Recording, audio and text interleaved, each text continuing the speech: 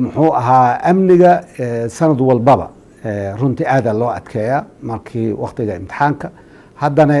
maba kusii jirto oo haddii eebbe idmo waqti ramadaan ayuu dhacaya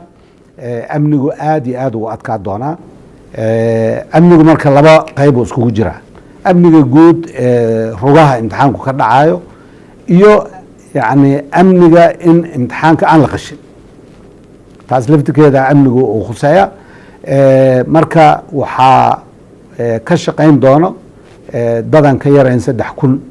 oo qof oo iskugu jiro muxuu ahaa ciidamada booliiska iyo muxuu ahaa ciidamada waxaan ii rabaa dad korjoogyaal oo imtixaanka qolka lagu qaadayo waardiyna inaan wax la kala qishaynin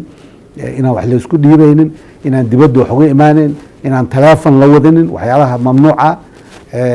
marka ilaa 3,000 oo qof ayaa amniga sugi doonta waqtiga imtixaanka haddii ay beedo